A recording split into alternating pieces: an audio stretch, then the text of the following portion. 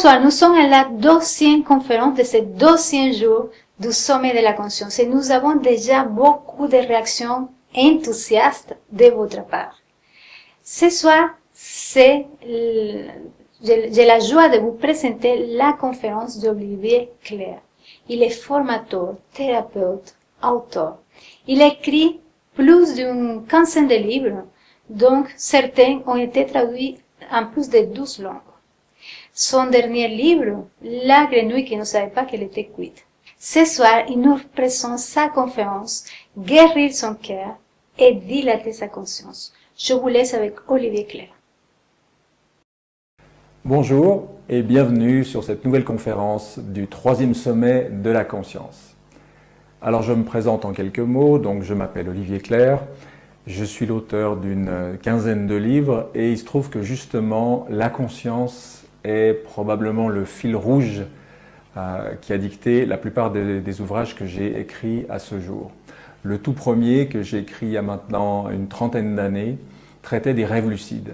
Le rêve lucide, c'est précisément la capacité à introduire la conscience dans ce qu'il y a de moins conscient par définition, c'est-à-dire le sommeil.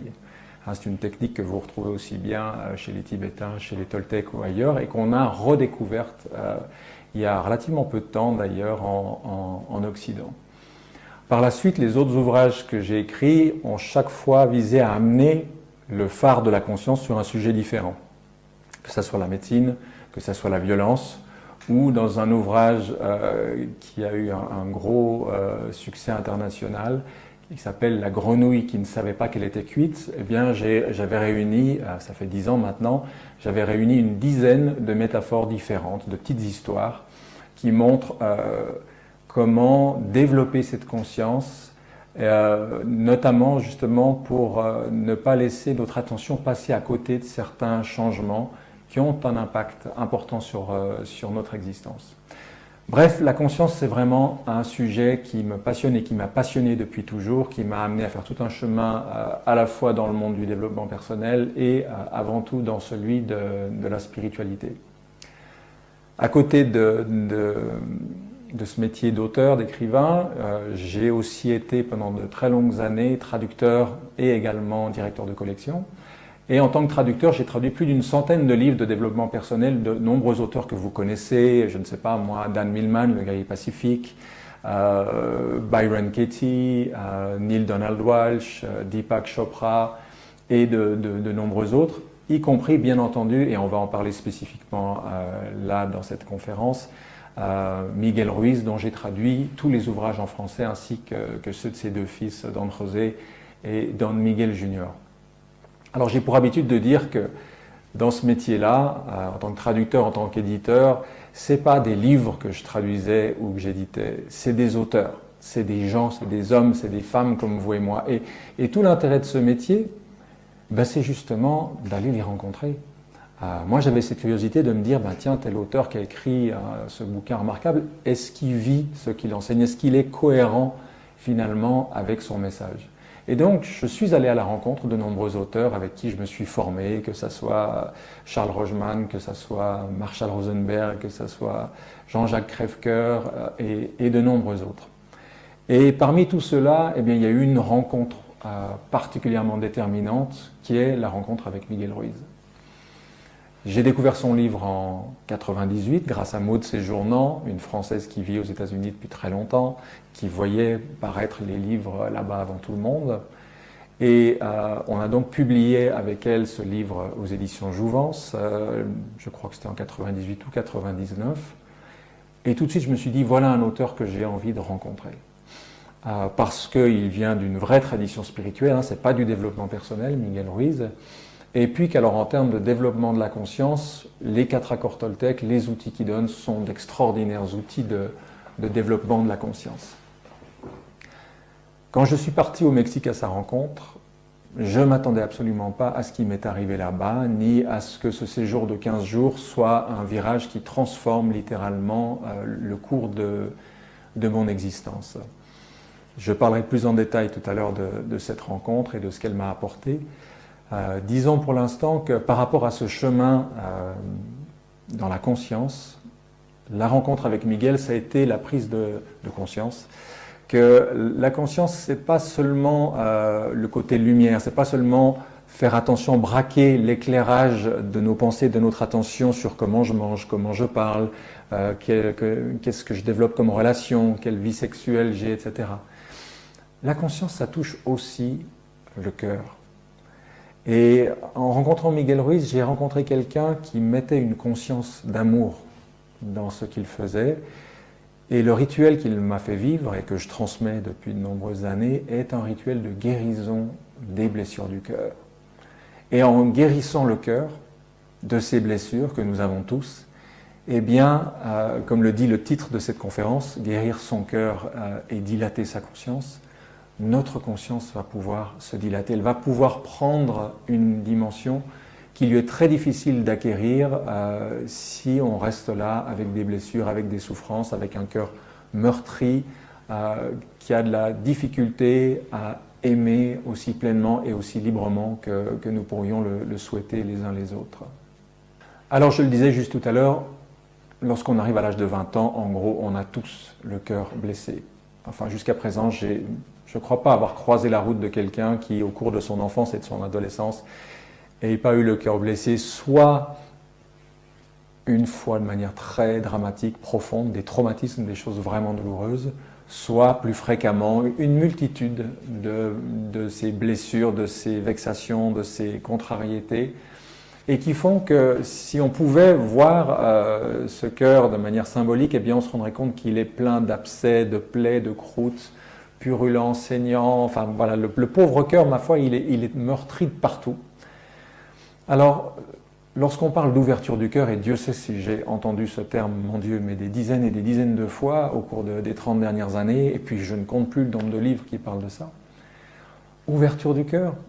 Est-ce qu'on a envie d'ouvrir un cœur qui est tout fermé, qui est tout malade, qui est plein de cicatrices et de plaies?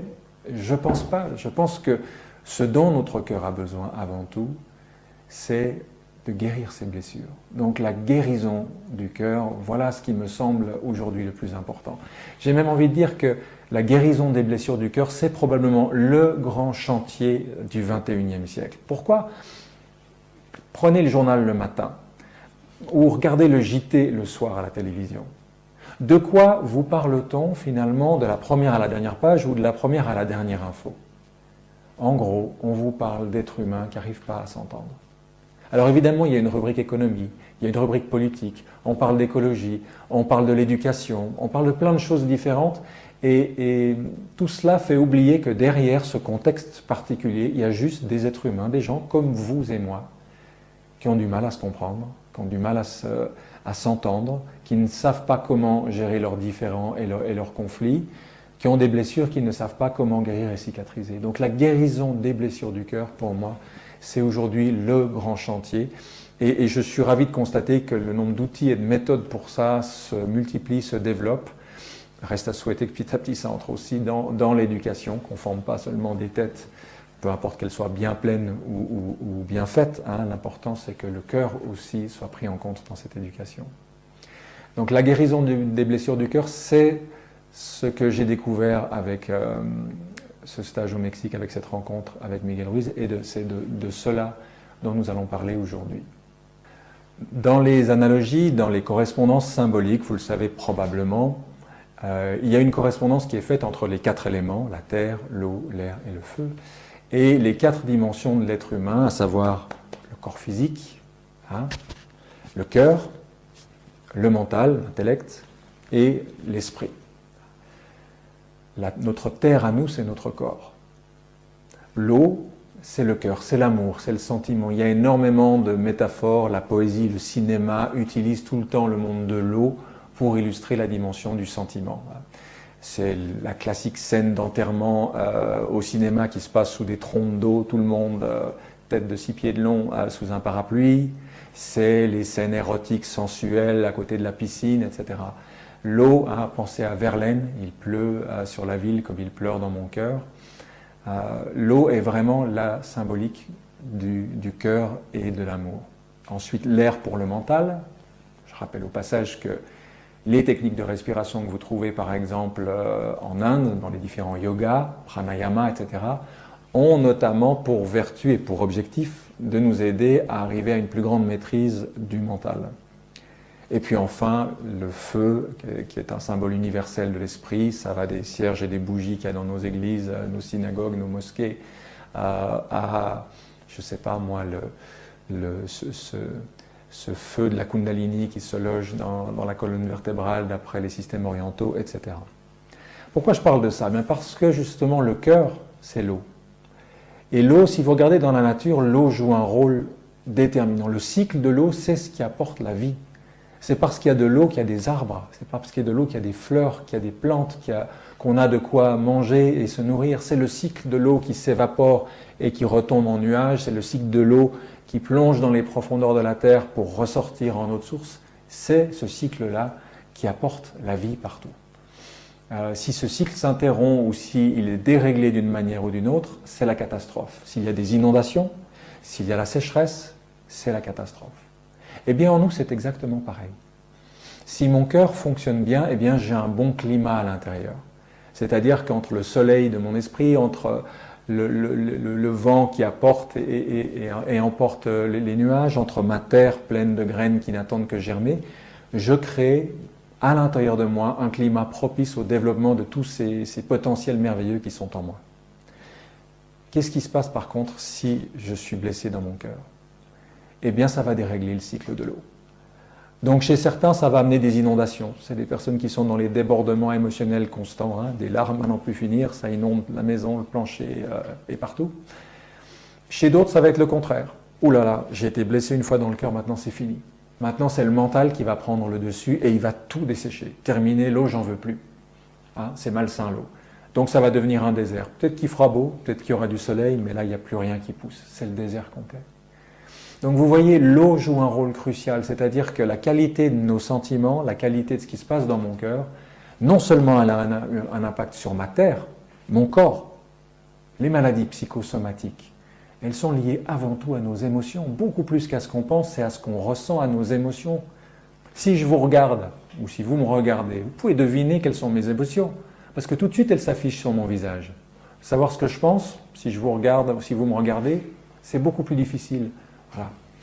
Donc le cœur influence le corps de manière directe, mais il influence aussi la qualité de nos pensées. Tenez, je vous propose déjà un petit exercice. Prenez un petit moment là, et puis réfléchissez, laissez revenir en mémoire des personnes avec lesquelles vous avez des relations compliquées, conflictuelles, douloureuses, des personnes peut-être qui vous ont fait du mal, des personnes avec lesquelles il y a eu un différend qui n'est toujours pas réglé. Ça peut être, qu'a tellement répondu aujourd'hui, un ex-mari, ex-femme, ex-partenaire, avec qui la séparation s'est mal passée. Rien que de penser à cet homme-là ou à cette femme-là, oulala, ça me met dans des états, puis j'espère ne pas le croiser dans la rue, j'ai pas envie de l'avoir au téléphone, tellement ça me met dans des états déplaisants. Vous voyez comment ces émotions qui sont là, cette blessure dans le cœur, affectent immédiatement notre façon de penser? Comment elle nous empêche de faire certaines choses? Comment elle impacte mes pensées, mes sentiments, ma vie, mes tensions dans mon corps? Donc le cœur, c'est la clé. C'est la clé. Et malheureusement, on a une éducation pour l'instant qui est centrée sur le mental, sur la tête, et qui ne laisse pas tellement de place à une éducation des relations, à une éducation des émotions. Mais c'est par là que ça passe. Eh bien, ce monde-là, disais-je, c'est les problèmes du direct.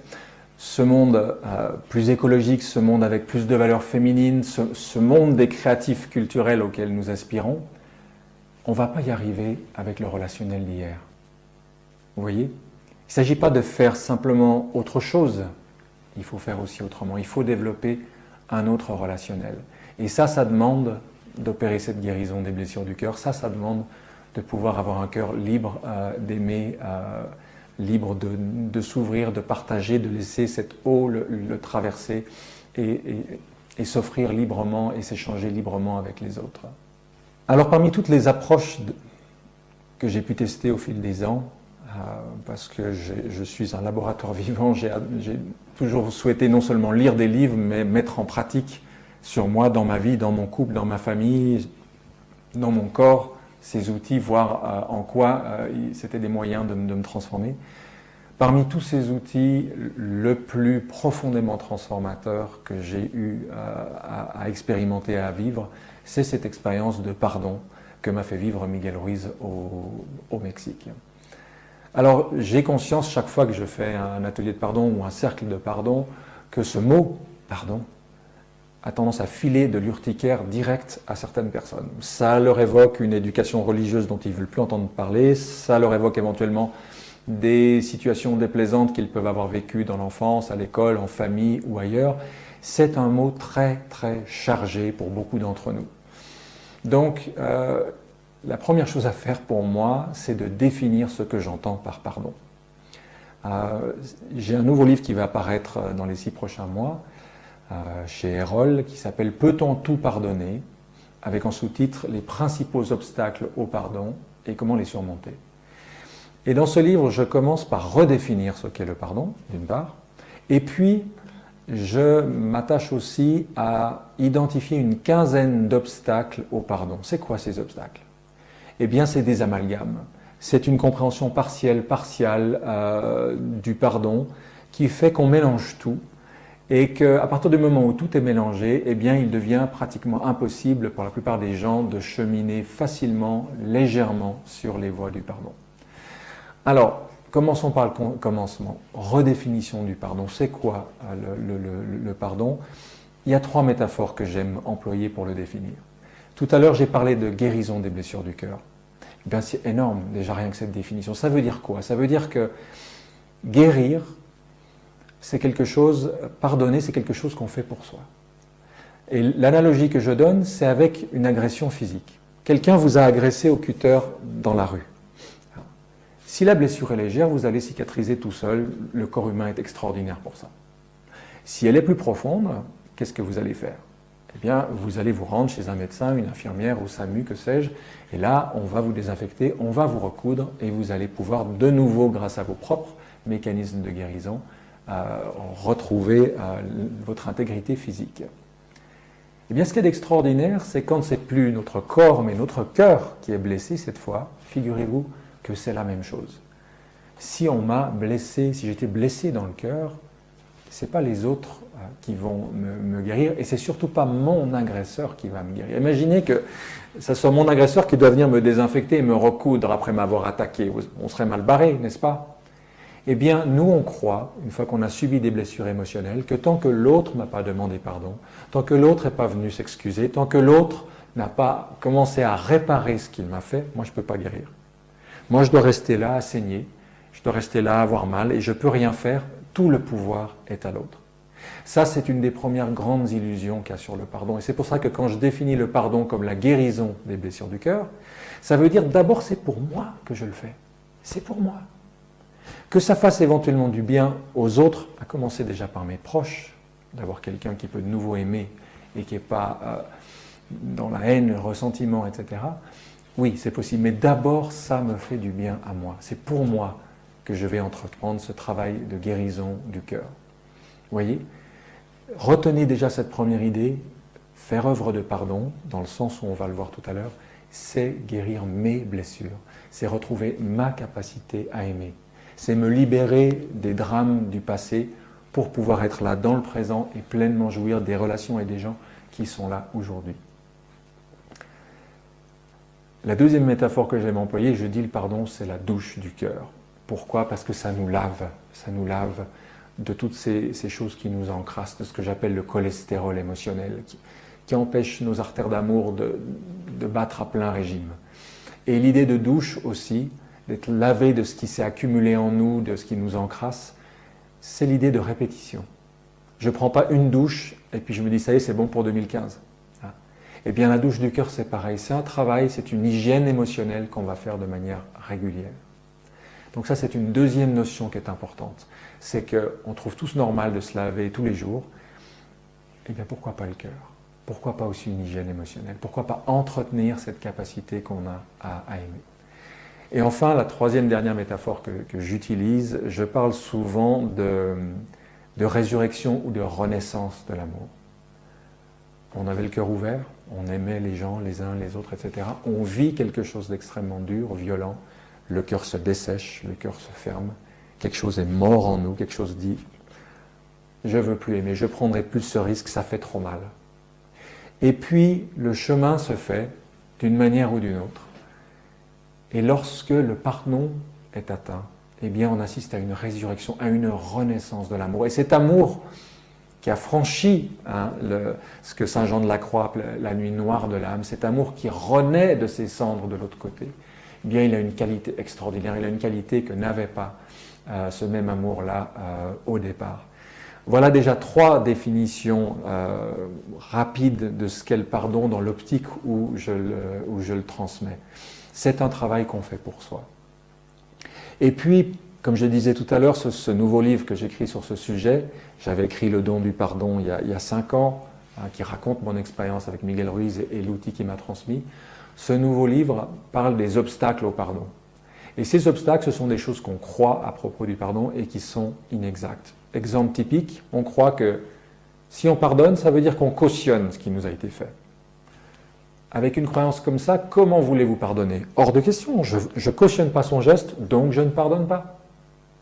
Ou alors, on se dit, si je lui pardonne, on va se réconcilier. Mais qui dit que c'est obligatoire? Il y a des gens avec qui se réconcilier va juste pas être possible. Pour se réconcilier, il faut être 2. Moi, je peux faire la moitié du chemin, moi, je peux guérir mon cœur, moi, je peux faire un certain nombre de choses, mais si l'autre n'a rien compris, si l'autre ne bouge pas, ça va pas être possible.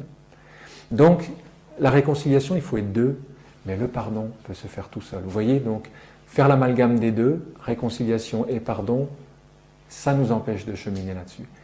Et il y en a de nombreux autres, et une manière que j'ai de souligner qu'il y a 2 choses différentes, c'est cette phrase que m'avait dite un de mes mentors spirituels il y a des années. Il disait « je pardonne tout, mais je ne passe rien ». Je pardonne tout, ça veut dire quoi? Ça veut dire, dans mon cœur, je ne veux pas cultiver de haine, je ne veux pas cultiver de ressentiment, de rancune et de choses comme ça, parce que c'est moi que ça intoxique, c'est à moi que ça fait du mal avant tout. Mais minute, je ne suis pas idiot non plus.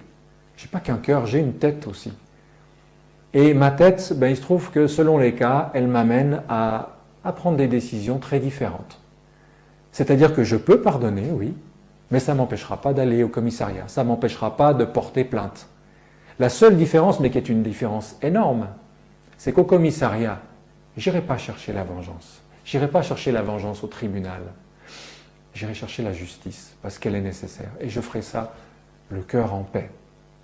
Je ne suis pas en train de dire que c'est facile, ni que c'est nécessairement un chemin qu'on fait tout de suite, mais c'est un chemin qui peut être fait. Et rien que de savoir que je peux guérir mon cœur, je peux faire ce travail pour moi, mais que ce travail ne va pas m'empêcher de faire preuve de discernement vis-à-vis de mon agresseur, déjà ça élimine un très gros obstacle qui va permettre de pouvoir avancer sur les chemins du pardon.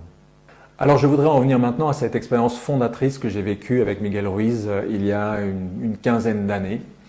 À l'époque, je venais de traduire donc les accords toltèques qui étaient parus, publiés chez Jouvence. J'avais aussi terminé la traduction de son 2e livre que j'aime beaucoup, qui s'appelle La maîtrise de l'amour, mais qui n'était pas encore paru. Et en septembre 1999, donc, je pars au Mexique suivre un stage de 15 jours qui était organisé par Maud Séjournant, que vous connaissez probablement à travers ses livres, notamment Le Cercle de Vie. Et lorsque je pars au Mexique, mon intention c'est d'approfondir les accords toltèques. Parce que j'ai été extrêmement touché par ce livre. Je dis toujours que dans une vie d'éditeur, si on tombe sur un livre comme ça tous les 10 ou 15 ans, on peut s'estimer très très chanceux. Ce n'est pas un livre de développement personnel. C'est le livre de quelqu'un qui vient d'une tradition spirituelle qui remonte à la nuit des temps, qu'il a reçue de sa mère et de son grand-père. Et dès sa lecture, comme peut-être vous en avez fait l'expérience, j'ai senti cette lumière, cet amour, quelque chose qui vibrait dans ce livre, qui me donnait vraiment envie de rencontrer cet auteur. Par contre, je n'imaginais absolument pas que, arrivé là-bas, le 2e jour de notre présence à Teotihuacan, ce fameux site avec ses pyramides en escalier, j'allais me retrouver plongé dans une expérience de pardon qui allait, comme je disais au début de cette conférence, radicalement changer ma vie. Alors je l'ai raconté dans mon livre Le don du pardon, j'en ai même fait une courte vidéo il y a quelques années. Je vais quand même, pour ceux d'entre vous qui ne connaissent pas cette histoire, la résumer rapidement parce qu'elle sera importante pour la suite de ce dont on va parler. Miguel, un soir, le deuxième soir que nous étions ensemble, m'a brusquement fait faire un rituel, m'a plongé dans un rituel sans me donner aucune explication. C'est-à-dire que je me suis levé, je me suis retrouvé à côté de lui, et tout d'un coup, voilà qu'il me demande, imaginez-vous à ma place, vous êtes parti faire un voyage au Mexique, voilà, vous êtes avec tout un groupe, il fait soleil, c'est un moment aussi de détente, bien sûr, d'apprentissage, etc. Et puis tout d'un coup, vous vous retrouvez catapulté dans ce qui m'arrive là, c'est-à-dire que Miguel me dit, voilà, je veux que tu t'agenouilles devant telle personne là, et que tu lui demandes pardon. Alors là, j'avais beau avoir traduit les accords Toltec, et le troisième, si vous le connaissez, que dit-il, ne fait pas de suppositions. Mais que se passe-t-il quand on vous fait une demande aussi incongrue que ça? Eh bien là, des suppositions, j'en ai fait 150. Je me suis dit, je dois avoir un karma avec cette personne, il s'est passé un truc qu'il faut que je règle là. Ou alors peut-être que dans la journée, j'ai eu des pensées ou des sentiments ou des choses où il a capté, je ne sais pas moi, des regards que j'ai eus qui n'étaient pas nets. C'est incroyable ce que le mental peut se raconter comme histoire quand il est perdu. Et j'étais complètement perdu. Heureusement, par contre, dans mon cheminement spirituel, j'ai appris à ne pas laisser le mental tout contrôler. Donc là, mon mental était paumé, il ne comprenait rien. Mais je me suis dit, voilà, Miguel Ruiz, ce n'est pas le premier gourou autoproclamé qui débarque, ce n'est pas un charlatan. C'est quelqu'un qui vient d'une longue lignée Toltec qui se perd dans la nuit des temps. S'il me demande ça, il doit avoir ses raisons, même si je ne les comprends pas. Donc, je ferai et je comprendrai peut-être en faisant. Donc, je m'agenouille devant cette personne, Véronique, elle s'appelait. Je la regarde un moment dans les yeux et je lui dis, je te demande pardon parce que... Puis là, j'essaie de trouver une raison plausible. Et tout de suite, Miguel me coupe. Non, ne cherche pas une raison. Juste, tu lui demandes pardon, ensuite tu passes à la personne d'après, tu lui demandes pardon, la suivante, et tu fais tout le groupe. Le groupe, on était 25, plus Maude, plus son assistante. Et là, quand je me rends compte de la situation dans laquelle je me trouve, c'est pas juste un petit karma à régler avec Véronique, c'est 25 personnes devant lesquelles je vais défiler à genoux à demander pardon. Là, le mental disjoncte complètement. C'est l'écran blanc. Et j'arrive simplement à garder une chose en tête, c'est de me dire, ok, si c'est ça qu'il faut que je fasse, je vais le faire bien. Et donc, je prends mon temps devant chaque personne, de la regarder un moment dans les yeux et de lui dire, je te demande pardon. Et c'est en faisant ça que petit à petit, j'ai fini par comprendre le sens de ce qu'ils me demandaient là. Je me suis rendu compte que ces gens, finalement, on se connaissait à peine, ça ne pouvait pas être à eux personnellement que je demandais pardon. On n'avait aucun problème. Mais par contre, chacun d'eux, quand j'avais mes yeux dans les leurs, quand il y avait ce contact d'humain à humain, eh bien, à travers eux, je demandais pardon à quelqu'un. Parfois, j'en avais conscience, parfois je me disais, tiens, c'est ma mère, ou tiens, c'est tel collègue d'autrefois. D'autres moments, j'aurais même pas su dire pourquoi une telle émotion, une telle intensité passait. À un moment, j'en suis venu à me dire, finalement, on me donne 25 icônes vivantes, 25 fenêtres à travers lesquelles je suis en train de demander pardon à toutes les personnes réelles, proches ou lointaines, vivantes ou mortes, avec lesquelles j'ai vraiment des problèmes non réglés. Et donc, un premier verrou a lâché à l'intérieur de moi. Ensuite, Miguel m'a fait faire une autre étape assez surprenante, que je transmets aujourd'hui en disant qu'il s'agit de demander pardon à ces boucs émissaires, à ceux qu'on diabolise. Miguel, lui, m'a dit, je te demande de demander pardon au diable. Ça surprend. L'explication qu'il m'a donnée derrière m'a permis de comprendre que c'était de ça qu'il s'agissait, nos boucs émissaires. Tous ces pluriels, les terroristes, les pédophiles, les membres de tel parti politique, par exemple, hein, les riches, les patrons, ces pluriels, ces gens, ces groupes qu'on se croit autorisés à haïr, à juger, en lisant tranquillement son journal, en buvant son café, ou le soir en regardant le JT à la télévision. Donc là, je prends un moment pour faire cette deuxième étape, demander pardon à mes boucs émissaires à moi. Et un deuxième verrou se libère intérieurement. Et puis, troisième étape, Miguel me dit, maintenant je te demande de demander pardon à Dieu. Ce que moi, dans les groupes que j'anime, en général, je formule de la manière suivante, je dis pardon, demandez pardon à ce qui représente pour vous le plus grand que soit.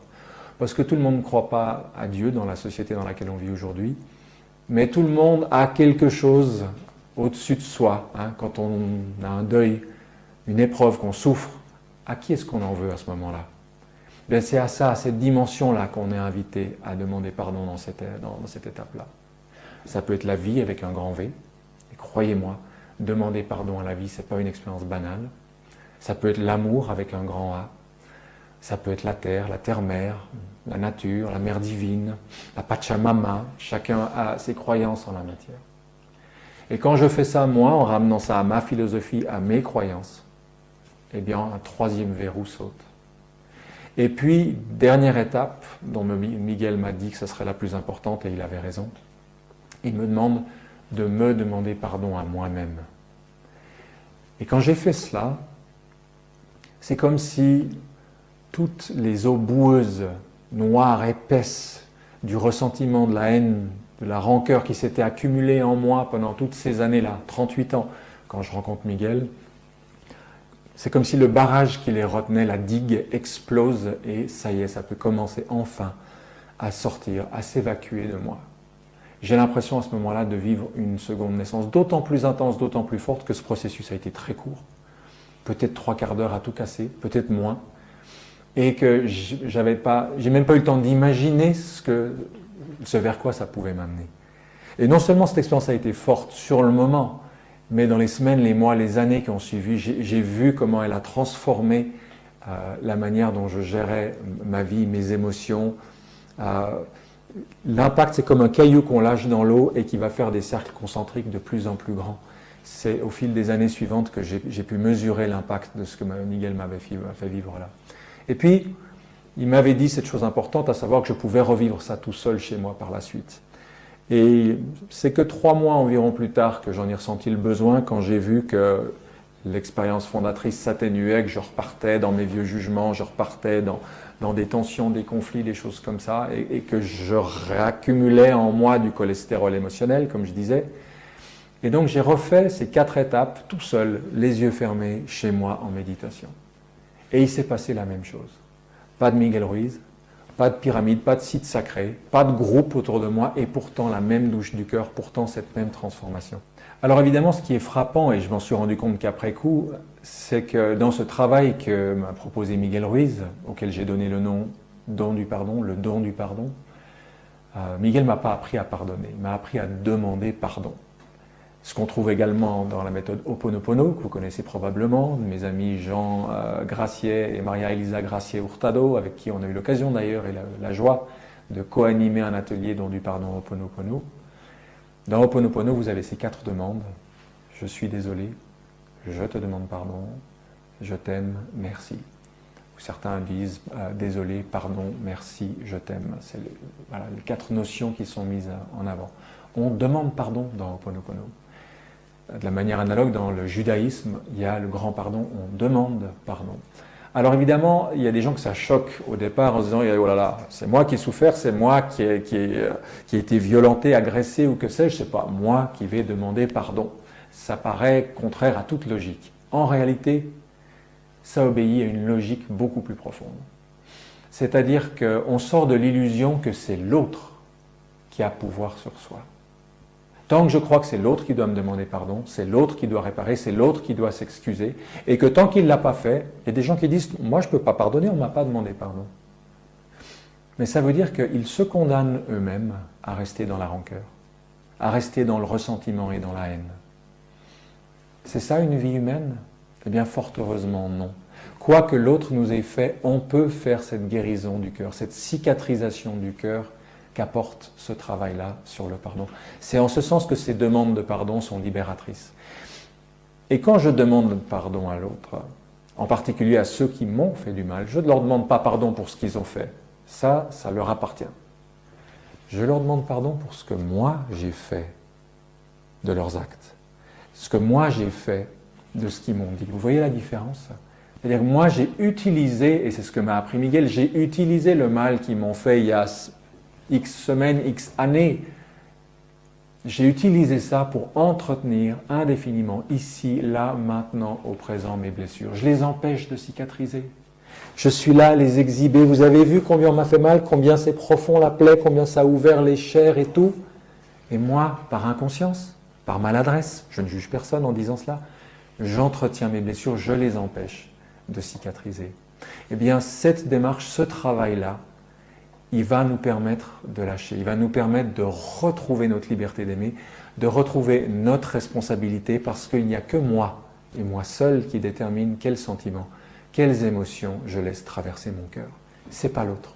Quoi qu'il ait dit ou quoi qu'il ait fait, cette liberté, si tant est que je sais qu'elle existe, et si tant est que j'œuvre à la retrouver, elle m'appartient, elle est à moi.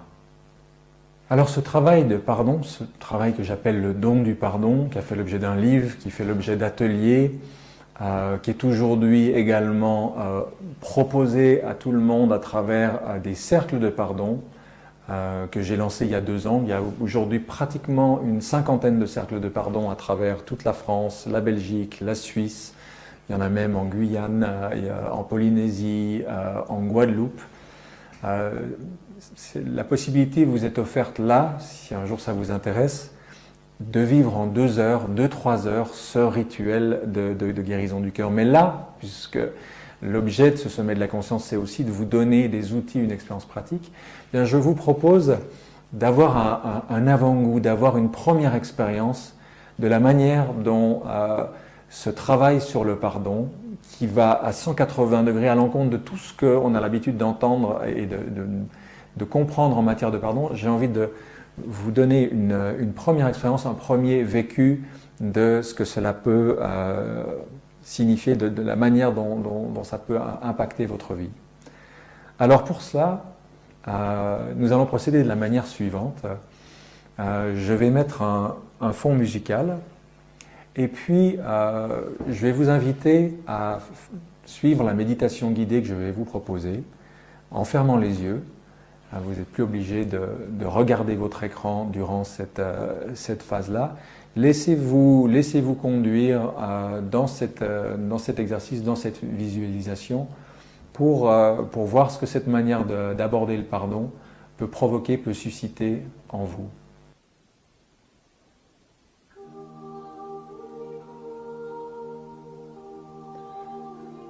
Alors je vous invite à fermer les yeux et surtout à vous installer confortablement sur votre chaise par exemple.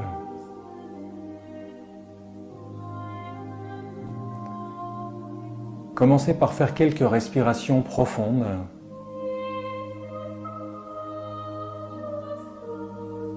Prenez conscience de vos appuis, vos pieds sur le sol, vos cuisses sur votre siège, vos mains, où elles sont posées,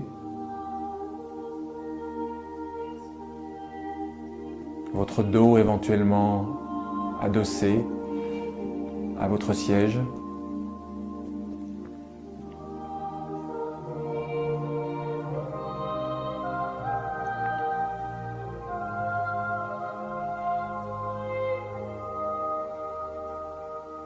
Intérieurement, je vous invite à vous lier à ce que j'appelle l'ange de l'amour et du pardon. Selon vos croyances, vous pouvez simplement imaginer une présence rayonnante d'amour, de lumière, de quelque chose de bienfaisant qui va vous accompagner durant cette méditation.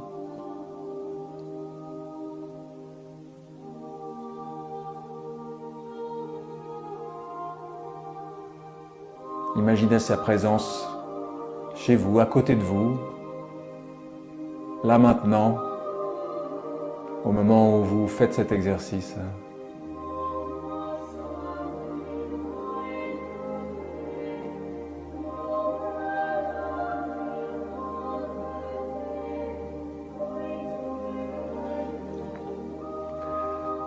Je vous invite maintenant à penser aux personnes avec lesquelles il reste pour vous des conflits, des tensions, des unfinished business, disent les Américains, des problèmes non réglés, des situations qui continuent aujourd'hui d'éveiller en vous de la colère, du chagrin, du ressentiment.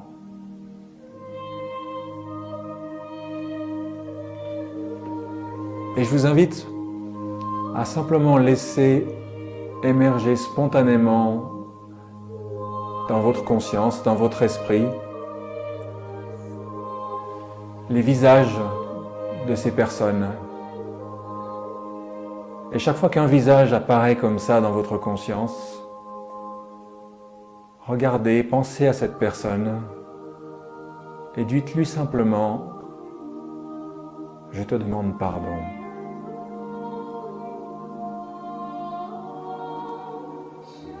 Et puis lorsqu'un autre visage se manifeste, de nouveau prenez un temps pour identifier la personne, la souffrance, la douleur qui est là. Et de manière analogue, dites-lui « Je te demande pardon ». Ça peut être le visage de l'un ou l'autre de vos parents. Ça peut être celui d'un ancien collègue ou patron ou employé. Ça peut être un voisin, un frère, une sœur, un parent, un proche. Laissez simplement ces visages se succéder.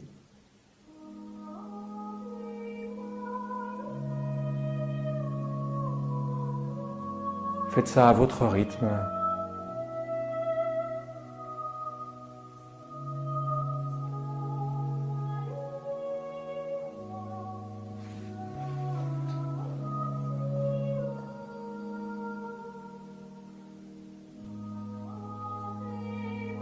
Il peut même apparaître des personnes décédées,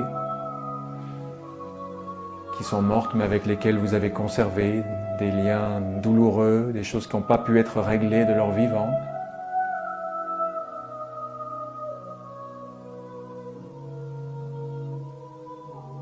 Laissez venir tout ce qui vient, chaque visage, chaque personne qui se présente.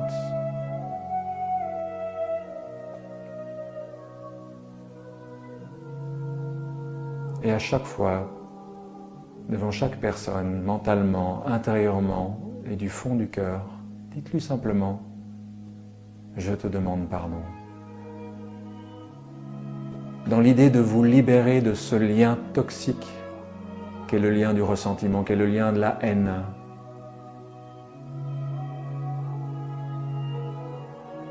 Continuez à votre rythme, avec chaque visage, avec chaque personne. Et c'est un processus que vous pourrez au besoin refaire chez vous pour approfondir, pour aller plus loin.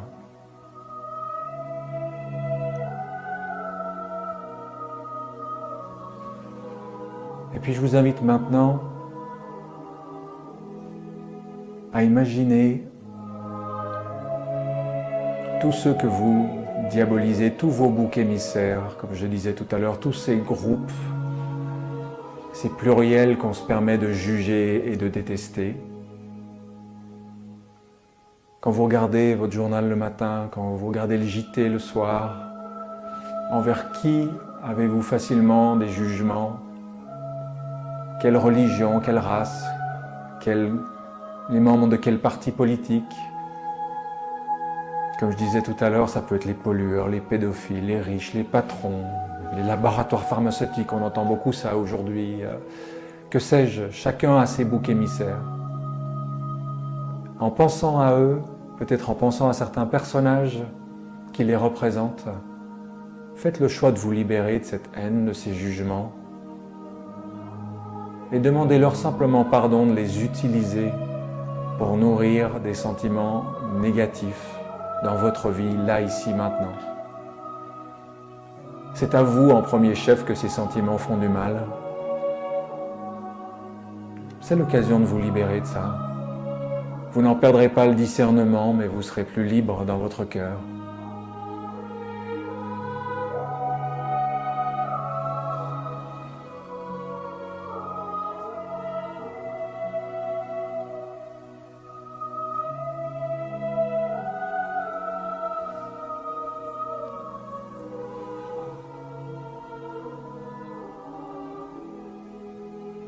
De manière analogue maintenant, je vous invite à imaginer ce qui représente dans votre vie, dans vos croyances et votre philosophie, le plus grand que soit. Ça peut être Dieu pour certains d'entre vous, ça peut être la vie avec un grand V, l'amour avec un grand A, la nature, la terre-mère, le destin, le karma. Et je vous invite à votre rythme intérieurement, du fond du cœur, à demander pardon, à ce plus grand que soi, qu'on est si facilement enclin à juger, à condamner, à vous libérer aussi de ce lien de ressentiment, à vous ouvrir à ce lâcher-prise.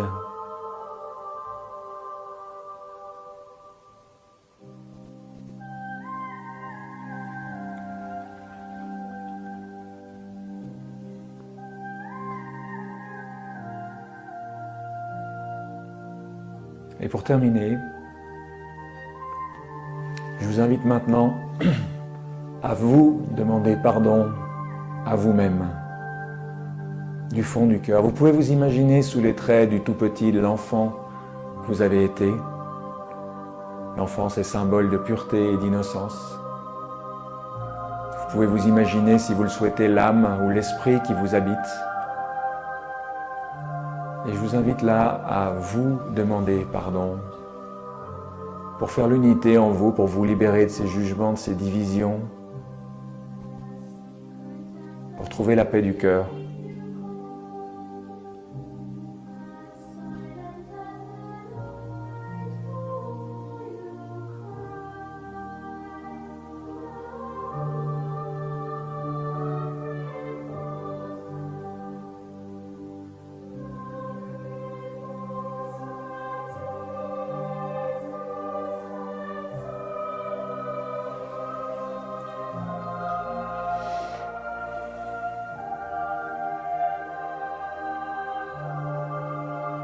Et à votre rythme ensuite, je vous invite à revenir devant votre écran, à retrouver l'image.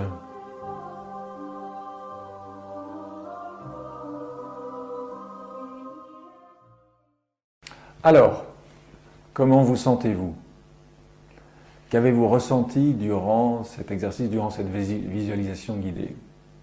Alors évidemment, dans l'idéal, j'aimerais bien que vous puissiez me répondre, qu'on puisse avoir un vrai échange en direct, mais par nature, ce média, la vidéo, ne le permet pas. Ça ne m'empêche pas d'espérer que vous aurez pu entrevoir, vous aurez pu toucher du doigt la profondeur, la beauté, la puissance de cette manière de travailler sur le pardon, cette manière d'œuvrer à la guérison des blessures du cœur. Moi, c'est un outil que j'ai utilisé pendant des années, je fais ça souvent le soir. J'appelais ça mon yoga du cœur, une manière de faire cette douche émotionnelle dont je parlais, pour s'endormir le cœur léger, pour ne pas laisser nos rêves avoir ce rôle ingrat d'éboueur nocturne. Et du coup, on se retrouve d'ailleurs avec des rêves quand même un peu plus légers, un peu plus lumineux. Et j'ai pu mesurer à travers cette pratique régulière combien ça apportait un soulagement, un épanouissement et au fil des semaines et des mois, quelque chose de plus en plus dilaté. C'était ça le thème, guérir son cœur et dilater sa conscience. Et bien à mesure que le cœur est dilaté, la conscience se dilate, le mental se clarifie, le corps se porte mieux, c'est tout l'être qui peut s'épanouir de cette manière-là. En même temps, depuis 5 ans que j'anime des ateliers de pardon, je me suis rendu compte que c'est vraiment la dimension transpersonnelle, la dimension de groupe qui donne toute sa force et sa puissance à ce rituel. Bien sûr, individuellement, on peut faire un travail formidable avec, mais en groupe, là, on touche à la dimension transpersonnelle de ce rituel.